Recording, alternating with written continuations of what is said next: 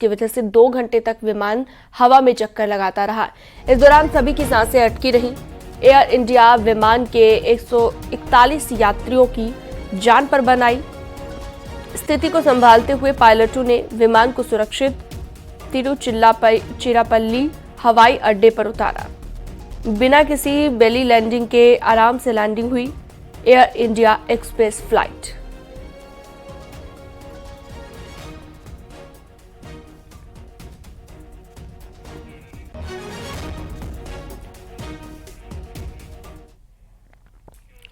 सोनभद्र में ट्रक में अचानक से आग लग गई और इसकी वजह से हड़कंप मच गया। आग लगने से ट्रक जलकर राख हो गया।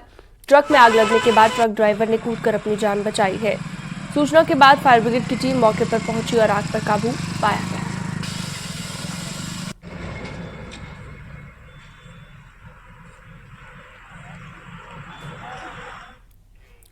विजयदशमी के पावन पर्व पर गोरक्ष पीठाधीश्वर सीएम योगी आदित्यनाथ गोरखनाथ मंदिर में विशेष पूजा अर्चना करेंगे और इसके बाद गोरखपुर में निकलने वाली पारंपरिक विजयदशमी शोभा यात्रा की अगुवाई करेंगे। शोभा यात्रा का समापन मानसरोवर रामलीला मैदान में होगा, जहां पर गोरक्ष पीठाधीश्वर भगवान राम का पूजन और राज्याभिषेक करेंगे। गोरक्ष पीठाधीश्वर की अगुवाई वाली परंपरागत शोभा यात्रा में हर वर्ग के लोग तो शामिल होते ही हैं। इसका अल्पसंख्यक समुदाय के लोगों द्वारा भव्य स्वागत किया जाता है। वहीं सीएम योगी तिलक उत्सव कार्यक्रम में भी शामिल होंगे। सीएम योगी आज दंडाधिकारी की भूमिका में भी रहेंगे। नाथ पंथ की परंपरा के अनुसार आज संतों की अदालत लगती है, जिसमें सीएम योगी शामिल होंगे।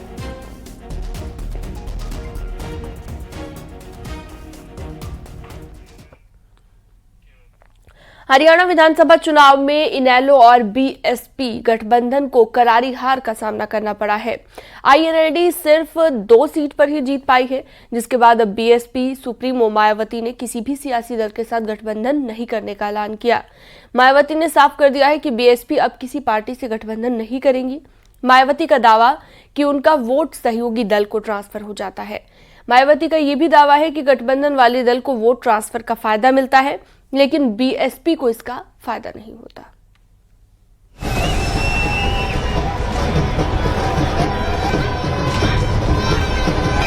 हरियाणा और पंजाब विधानसभा चुनाव में मिली करारी हार के बाद बीएसपी ने अब किसी पार्टी से गठबंधन नहीं करने का फैसला लिया है। बीएसपी सुप्रीमो मायावती ने सोशल मीडिया प्लेटफॉर्म एक्स पर पोस्ट कर लिखा कि बाकी पार्टियां बीएसपी कैडर का वोट तो ले लेती हैं, लेकिन बीएसपी प्रत्याशियों को वोट नहीं दिला पाते। इससे वो सफलता नहीं मिल पाती जिसकी जरूरत है। ऐसे में हमारे कार्यकर्ता भी निराश हैं। मायावती के ऐलान पर कांग्रेस का कहना है कि बहन जी को संविधान विरोधी ताकतों के खिलाफ साथ देना चाहिए। पता नहीं वो किस दबाव में ऐसी बातें कर रही हैं। 24 के चुनाव में, इसमें पार्लियामेंट के चुनाव में उसने बहुत ही सोच समझ करके संविधान की रक्षा के लिए वोट किया था और ये बात बहन जी को समझ में आनी चाहिए और यही शायद हमारे प्रदेश का और इस देश का फ्यूचर है कि कैसे हम उन लोकतांत्रिक संस्थाओं को उस तंत्र को बचाएं जिसमें हम इतने लंबे जो है संघर्ष के बाद यहाँ तक पहुँचे हैं और हमें बोलने की आज़ादी, अपनी संस्थाओं को स्वायत्तता प्राप्त हुई है और ये उनका समाज समझ रहा, उनका जनाधार ये बात समझ रहा है और ये किस दबाव में ये बात वो बोल रही हैं, किस तरह की राजनीति समझ रही हैं, ये शायद सोच से थोड़ा परे है। हरियाणा में आईएनएलडी बीएसपी गठबंधन ने मिलकर विधानसभा का चुनाव लड़ा। बीएसपी ने 37 सीटों पर अपने उम्मीदवार उतारे थे। बाकी की सीटों पर आईएनएलडी के उम्मीदवार मैदान में थे, लेकिन सिर्फ 2 सीट पर आईएनएलडी की जीत हुई। डबवाली सीट से आदित्य चौटाला महज 610 वोटों से जीत पाए। वहीं रानिया सीट पर अर्जुन चौटाला ने जीत दर्ज की। बीजेपी का कहना है कि मायावती ने सही फैसला लिया है, क्योंकि देश विरोधी ताकतों के साथ गठबंधन करने से बेहतर है तटस्थ रहना। किससे गठबंधन करे, किससे जोड़ तोड़ करे, किससे न करे, ये उनकी अपनी राय है। परंतु ये जरूर है कि लोकतंत्र को मजबूत करने के लिए जातिवादी गठजोड़, क्षेत्रवादी गठजोड़, परिवारवादी संस्कार ये राजनीति से दूर होने चाहिए। राजनीति में विकास की बातें होनी चाहिए। सबका साथ सबका विकास जो फार्मूला माननीय नरेंद्र मोदी जी ने लागू किया है और जिस पे काम किया है, वो राजनीति का मूल आधार होना चाहिए। 2019 में मायावती ने समाजवादी पार्टी के साथ गठबंधन किया था, जिसमें उसे 10 सीटें मिली और एसपी सिर्फ 5 सीट ही ले सकी। ऐसे में दोनों के बीच तल्खियां बढ़ी और गठबंधन टूट गया। हाल ही में गेस्ट हाउस कांड को याद करते हुए मायावती ने भविष्य में समाजवादी पार्टी के साथ गठबंधन न करने की बात कही थी। हालांकि अब मायावती ने साफ कर दिया है, बीजेपी, एनडीए, कांग्रेस, इंडिया गठबंधन सभी से बीएसपी की दूरी पहले जैसी जारी रहेगी। मायावती ने साफ कर दिया है कि अब बीएसपी अपने समाज को संगठित करने के लक्ष्य पर फोकस करेगी। मायावती ने कहा कि चुनाव में बीएसपी का वोट ट्रांसफर हो जाता है, लेकिन सहयोगी दलों का वोट बीएसपी को नहीं मिलता। ऐसे में अब ध्यान भटकाना हानिकारक है। आगे सभी चुनाव बीएसपी अकेले ही लड़ेगी, यहाँ तक कि क्षेत्रीय पार्टियों से अब गठबंधन नहीं किया जाएगा। Bureau report, news 18।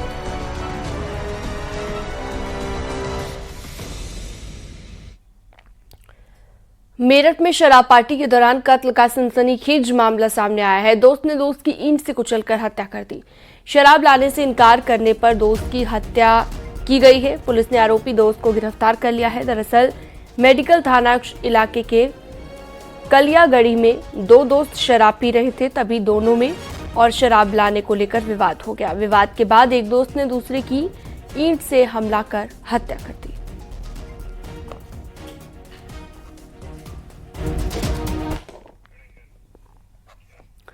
जालौन में एक छात्र की बेरहमी से पिटाई का मामला सामने आया। सिरसा कला थाना क्षेत्र के एक इंटर कॉलेज के प्रबंधक पर मारपीट का आरोप लगा है। जानकारी के मुताबिक छात्र शिकायत को लेकर पहुंचा हुआ था, जिससे गुस्सा होकर प्रबंधक ने उसे बेरहमी से पीटा। छात्र की जब हालत गंभीर हो गई तो उसे अस्पताल ले जाने लगा। छात्र की गंभीर हालत होने पर उसे रास्ते में छोड़कर भाग जाने का भी प्रबंधक पर आरोप लगा। परिजनों को छात्र सड़क पर बेहोशी की हालत में मिला है। पूरे मामले की शिकायत परिजनों ने एसपी से की है।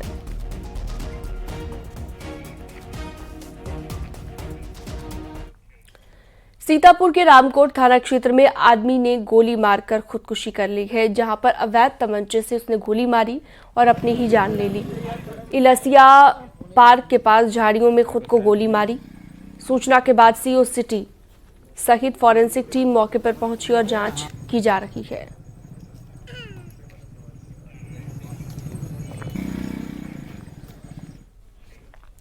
अमरोहा के मंडी धनौरा थाना क्षेत्र में नकाबपोश बदमाशों ने एक कंपनी के मैनेजर पर जानलेवा अटैक कर दिया।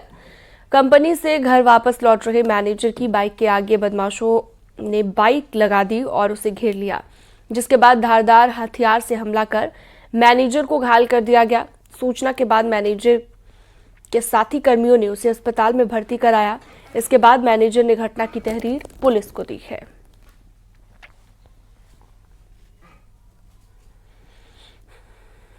घटना मेरे साथ ही हुई है कि 6:30 बजे मैं ऑफिस से निकला तो अमरोहा रोड पे जो पेट्रोल पंप है उसके सामने से अचानक से 2 बाइकों पर सवार लड़कों ने रोका और मेरे साथ मारपीट करनी शुरू कर दी। जब तक मैं समझ पाता तब तक वो मुझे जख्मी करके सड़क पर गिरा के भाग गए। कितने लोग थे? 6 लड़के थे। अच्छा, कोई पुरानी रंजिश या कोई मामला पुराना? नहीं। यहाँ कहाँ काम करते हो आप? मैं यहाँ नोरेक्स फ्लेवर अमरोहा रोड पर स्थित है, मैं उसमें काम करता हूँ। राजधानी दिल्ली में गला घोटू गैंग घूम रहा है। दिल्ली के पालम इलाके में रात के वक्त इस गैंग ने एक लड़के के साथ लूटपाट की। बाद में उसने पुलिस से शिकायत की। सीसीटीवी की मदद से पुलिस ने इस गैंग के 4 बदमाशों को पकड़ लिया है।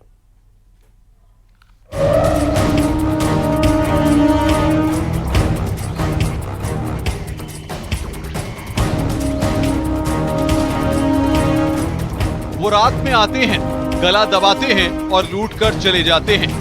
राजधानी दिल्ली की सड़कों पर इन दिनों गला घोटू गैंग घूम रहा है, जो सड़क पर चल रहे लोगों को शिकार बनाता है। जब तक पीड़ित कुछ समझ पाए वो अपना कीमती सामान लुटा चुका होता है। वो रात के अंधेरे में अकेले जा रहे शख्स को टारगेट बनाते हैं। दिल्ली के पालम इलाके से एक खौफनाक वीडियो सामने आया है। रिहायशी इलाके की ये घटना है। वीडियो में देखा जा सकता है कि रात के वक्त आसपास की सभी दुकानें बंद हैं। सड़क पर सन्नाटा पसरा हुआ है। एक लड़का बैग टांगे हुए सड़क से गुजरता है, तभी उसके पीछे 5 बदमाश लग जाते हैं। वो लड़का इस बात से बेखबर रहता है, उसका ध्यान उस तरफ नहीं जाता।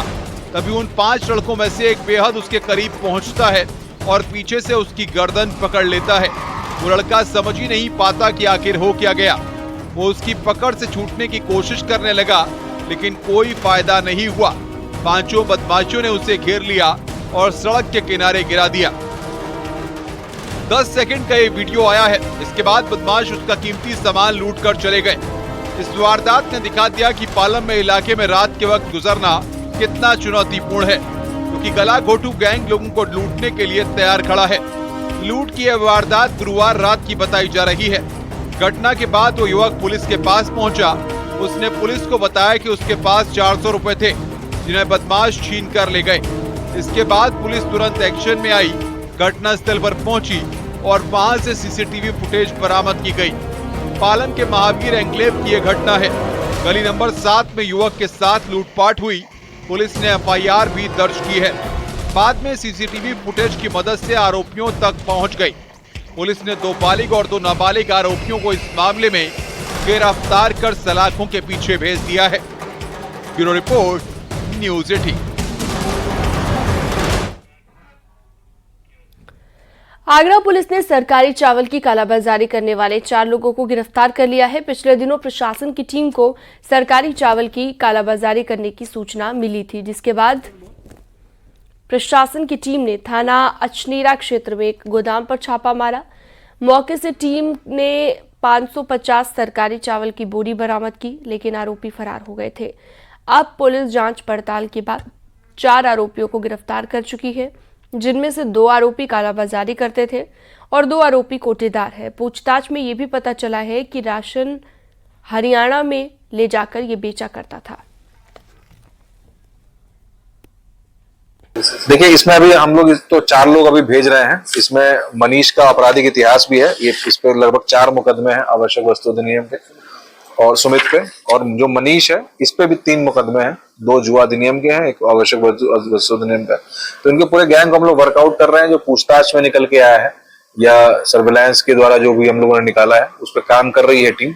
और इसमें एसीपी अचनेरा, एसीपी खेरागढ़ और एसीपी सैया और इसके अतिरिक्त एसीपी एतमादपुर को भी लगाया गया है। और खबरों में वक्त एक छोटे से ब्रेक का है, फौरन लौटते हैं।